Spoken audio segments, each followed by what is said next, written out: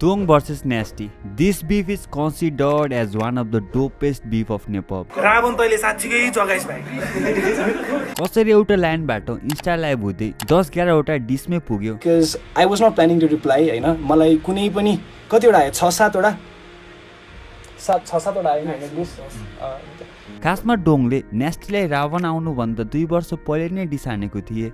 2 वर्ष अगाडि डिस हाने तलाई पहिले 2 वर्ष अगाडि डिस हानिसकेको रहेछ भनेर हो आज यो बिफको बारेमा कुरा गर्दैछौ र यो भिडियो हामीले कसले जित्यो कसले हार्यो या कुनै लिरिकल ब्रेकडाउन बारे बनाउन लागेको हैन यो भिडियोमा चाहिँ यो बिफ कसरी सुरु भयो र यसमा डोङ र नेस्टी बाइक अरु को र्यापरहरुको इन्भल्भमेन्ट थियो र के हिडन रेफरेन्स र अहिले यो बिफ कुन अवस्थामा छ भन्ने बारे कुरा गर्दैछौ let's deep dive into this मनी राम नै हो के रियल लाइफमा राम नै हो रामको दाइ हो ठुलो राम बलराम बिफ रे तलाई छ थाहा छ नि भेट्योलाई भेट्यो है कुन चाहिँले नमिठो रे है र यो सबै कुराको सुरुवात हुन्छ 2021 अप्रिल 30 गतेको दिनबाट जुन दिन डङको रावण गीत ड्रप हुन्छ र त्यो गीतमा एउटा यस्तो लाइन थियो न्यू खोज्न चाहिदैन न्यू अति नै सन्किछ ग्याङ यही लाइनले गर्दा अगाडि गएर यति ठुलो बिफ हुन्छ भन्ने कसैले सोचेको पनि थिएन र रावण गीत आउनु अगाडि आइकर्नको च्यानलबाट नयाँ भन्ने गीत आएको थियो जसमा नेस्टी पनि थिए र त्यो गीतमा एभ्रिथिङ न्यू देखि यो नयाँ वर्ड रिलेटेड धेरै लाइन्सहरु थिए र नेस्टीले लाग्यो कि त्यो डोङको न्यू खोज्न चाहिदैन न्यू अति नै सन्किछ ग्याङ भन्ने लाइन नेस्टी र उनको टिमलाई सर्ट्छु भन्ने र त्यसपछि उनले यही कुरा इन्स्टा लाइभमा आएर भन्न लागे र उनले डोङले आउन लागेको सानो डिस नै लाइभमा सुनाइदिन्छन् र जसले गर्दा अब डिस आउँदैछ भनेर सिनमा माहौल रातारात तात्छ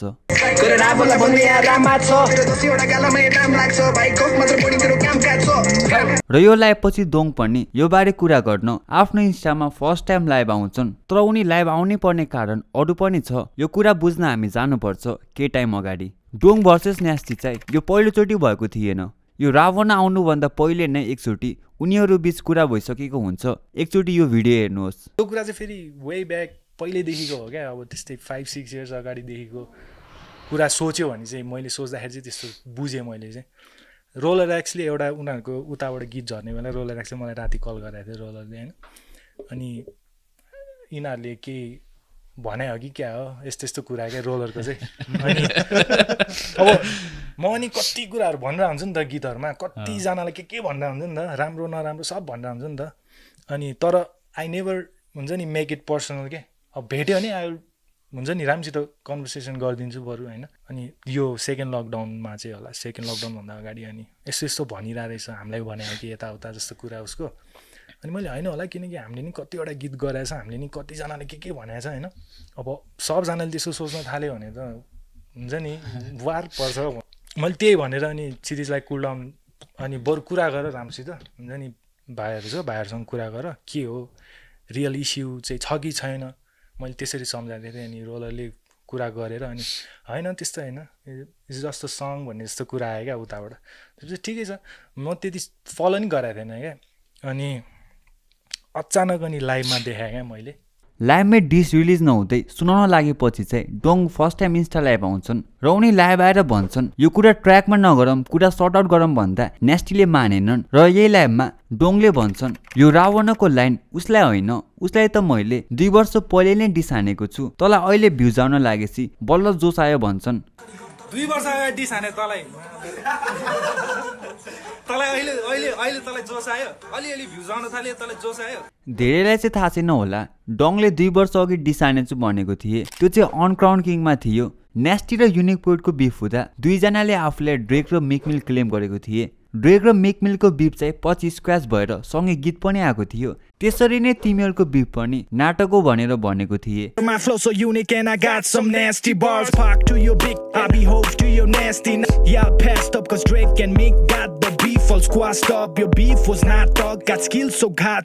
र यो अनक्राउन किङ 2 वर्ष पहिले नै आएको हुन्छ रोलर एक्सो च्यानलबाट coming back to the context त्यो टाइम नेस्टीले विकली गीत ड्रप गर्थे त्यही कुरालाई लिएर डङ यस्तो भन्छन् हप्तामा एउटा गीत हानेर के ख्यासिस चाहिँ के तैँले न त भ्युज आउँछ तेरो न त तेरो मिक्स टेपको नाम मान्छेहरूलाई थाहा छ। र रामे भन्ने निकनेम यही टाइमबाट निस्किन्छ। र यो वर्ड पछि गएर यो बिफमा मजाले युज हुन्छ। इभन नेस्टीले अरू र्यापरले हान्दा पनि यही वर्ड युज गर्छन्। स्टिल उर्गेनवाला बिफमा पनि यो वर्ड युज भएको थियो। नर्मली बिफमा चाहिँ आफ्नो अफलाई निकनेम दिने गर्छन् अलि डिसरेस्पेक्ट गरेर या उसको कमजोरी देखाउन। जुन डिएचएसमा पनि एमयू र कृष्णको बिफमा एकअर्कालाई पिङ्की र बन्टी निकनेम दिएको थिए। लिटल बन्टी।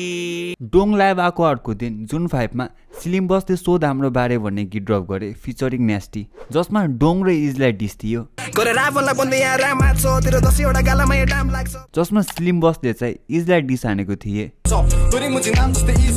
यो गीतको थम्बनेलबाट कुरा गर्दा चाहिँ यो आइकोनिक फोटो चाहिँ 2001 को एनबीए फाइनलको 76र्सले लेकर्सलाई 1-0 को लिड गर्दाको फोटो हो। जो प्लेयर उठिरहेको छन् र अपोनेन्टलाई कुच्न लागिरहेको छन् उनी चाहिँ सिक्सर्सको एलन आइभर्सन हुन् र बसेको चाहिँ लेकर्सको टेरान लू हुन्, जुन एकदम इन्टेन्स मोमेन्ट थियो। त्यति बेला एलन आइभर्सनले स्कोर गरेर एकदम डिसरेस्पेक्ट गरेको थिए र त्यो बेला यो कुरा चाहिँ टक अफ द टाउन भएको पनि थियो। त्यसै गरी यो गीतमा नेस्टी पर्सनल गएको थिए डङको मम्मी प्रति कुरा गरेर र त्यो टक अफ द टाउन नै भएको थियो। तर यो photo as a cover art use गर्नु चाहिँ अलि इलोजिकल देखिन्छ, किनकि एट द एन्ड यो सिरिज लेकर्सले नै जित्छ, मतलब त्यो भुइँमा बसेको प्लेयरले। तर एउटा कभर फोटो हाल्दा यति साह्रो ध्यान नै दिनुपर्ने चाहिँ थिएन। तर Nasty is a huge basketball fan अनि उनले धेरै गीतमा बास्केटबल रेफरेन्स दिइरहेको हुन्छन्, so how can you miss that भनेर मात्र हो। र यो गीतले यो बिफको हाइप एकदम क्रिएट गरेको थियो र यो गीत ट्रेन्डिङमा पनि गएको थियो र सबैलाई मन पनि परिरहेको थियो। सबैमा प्रश्न थियो कि के डोङले रिप्लाई गर्लान् त, र धेरैलाई गर्छन् जस्तो पनि लागेको थिएन, किनकि उनले लाइभमा यो कुरा यही सक्यो अब उसले जे गरे नि मैले डिस गरेर त्यसलाई हाइप दिने छैन भनेको थिए। हुन्छ नि त्यो सुरु हुनुभन्दा अगाडि नै I wanted to end it त्यो इन्स्टाग्राम लाइभमा क्या, किनकि मैले सोचिसकेको थिएँ कि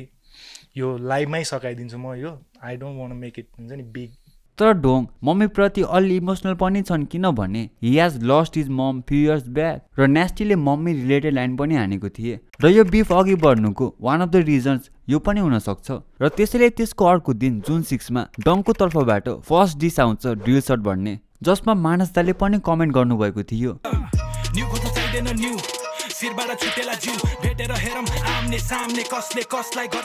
जुन यो डिस पनि अडियन्सले मजाले मन पराउँछन् र यो टाइम लकडाउनको टाइम थियो, त्यसैले मान्छेहरू एकदम धेरै एङ्गेज थिए यो टाइममा। अनि त्यसको केही घन्टा पछि त्यही दिनमा नेस्टीले खोप बन्ने गीत ड्रप गर्छन्। तर एक्चुअली यो गीत चाहिँ उनको पुरानो गीत हुन्छ र यही खोप बन्ने गीत उनले त्यही दिन फर्स्ट टाइम लाइभमा सोध हाम्रो बारे सुनाएको बेला यो पनि सुनाएको थिए।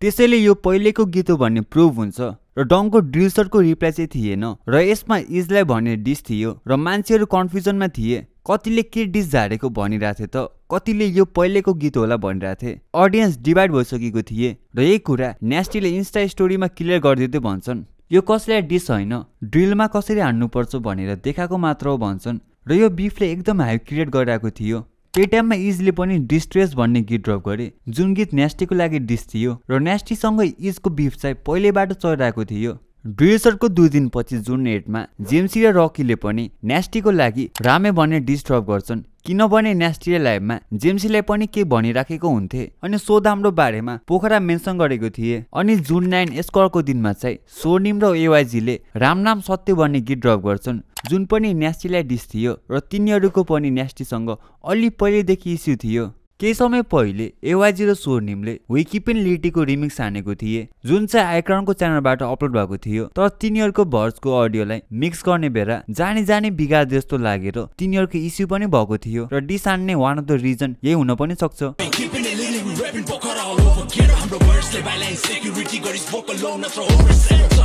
र जुन 9 मा डोङले इन्सर्ट ड्रप गर्छन् खोप गीतको रिप्लाई दिँदै, जसमा युनिक पोइट र मानसदाले पनि कमेन्ट हान्नु भएको थियो।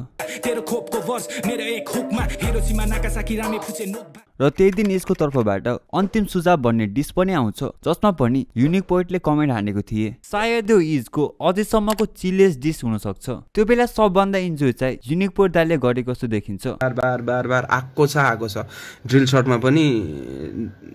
डिस्ट्रेसमा पनि हैन अब त्यही भएर चाहिँ अब I think Nasty needs to put out एउटा ल नेस्टीलाई मैले एउटा टिप नै दिएँ बरु हैन कस्तो खालको गर्नु पर्यो भन्दाखेरि जसरी जेजीले टेक ओभरमा हानेको थियो हैन फकिङ हुन्छ नि यु गेट एन्ड हुन्छ नि त्यस्तो आयो भने चाहिँ ल फक गर्यो यसले भन्ने हुन्छ हैन अब त्यसको नेस्टीको नेक्स्ट मुभ चाहिँ फकिङ टेक ओभर जस्तो क्रेजी शिट आउनु पर्यो so I'm not a Nasty hater bro I'm just looking at the scene and I'm just enjoying it र अडियन्सले दुवै डिस मन पराइरहेको थिए र लकडाउन टाइम थियो सब इन्टरनेटमै थिए त्यसैले यो टाइममा राम्रो बज भइसकेको थियो सबैले अब कसको डिस आउला र मेनली सबैले नेस्टीको रिप्लाई कोरिरहेको थिए र एन्सर ड्रप भएको 2 दिनपछि Nasty came back with one of the dopest diss track on return तेरो सातो जान्छ गीतमा मेरो नामले रामायण पढ लास्टमा जहिले जित्छ रामले जुन डिस चाहिँ झन्डै 8 मिनटको थियो जसमा उनले त्यति बेलासम्म आएको सब डिसको रिप्लाई दिएको थिए र क्रेजी रिपोर्टरहरू थिए र यो भिडियोमा युनिक पोर्टालले पनि कमेन्ट हान्नु भएको थियो हार्ने मान्दैन कडा डिस के भन्नेहरू त आम स्टिल प्लेइङ नेस्टी लुज समहाउ र यो डिस फ्यान्सहरूले पनि एकदम मन पराउँछन् र त्यही टाइममा नेस्टीले लाइभमा आउँछन् र यो बिफलाई एन्ड गर्दै के एलिगेसनहरूको रिप्लाई दिन्छन् I heard a lot of people say I started this beef and I'm a fucking I'm none of that shit because Asti Dong openly admitted in his life that Uncrowned Kings ma usle malai paile 2 वर्ष अनि dish हान्दिसकेको रहेछ भनेर अनि somebody who does that and repeatedly has thrown subliminals at us ले रावणमा आएर चाहिँ new खोज्नु new होइन भन्दाखेरि हामीलाई डिस हानेको होइन भन्दाखेरि म पत्याउँदिनँ होइन 2-3 चोटि खरानी भनेको पनि सुनिसकेँ मैले अरूले पनि रोजेस माई फिट खरानी भनेको सुनेछ होइन सबैजनासँग सिङ जुदाएर बस्न भ्याइँदैन होइन त्यहाँनिर सिङ जुदाउन अलिकति नेसेसरी लाग्यो मलाई सो वी डिड द्याट र उनले अब आफ्नो म्युजिकमा फोकस हुने र बिफमा नआउने भनेर एन्ड गर्छन् आज हामीले यो एन्ड गऱ्यौँ भनेर भन्छु म चाहिँ होइन हाम्रो साइडबाट एन्ड भयो होइन अब we not gonna indulge in this anymore we gonna be releasing a lot of new music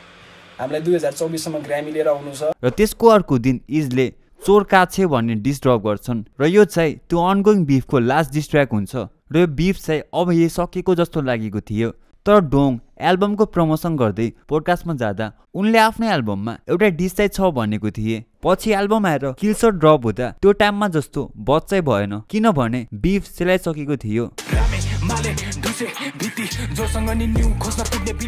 र आज आएर हेर्दा यो बिफ भएको पनि 4 वर्ष भइसक्यो तर त्यो बेला हामीलाई आइडिया थिएन हामी एज अ अडियन्स नै एउटा ग्रेट बिफ विटनेस गरिरहेको थियो त्यो कुरा अहिले गएर हेर्दा फिल हुन्छ रोनाल्डो मेस्सीको प्राइम टाइमको भिडियो हेर्दा त्यो पनि क्या दिन थियो फिल भयो जस्तै हो यो डिसहरू सुन्दा त्यो लाइभहरू हेर्दा त्यस्तै फिल आउँछ I am not comparing them with Messi and Ronaldo पुरानो गुड टाइम्सको भिडियो हेर्दा यस्तै फिल आउँछ भन्न खोजेको मात्र हो र अहिले आएर सोद्धा धेरैको यो मनपर्ने बिफ पनि हो किन भन्दा In this beef, we have witnessed great deeds from both sides, good bars and dope beats too, especially from Roller X. That's Dong versus Nasty. एकदम authentic.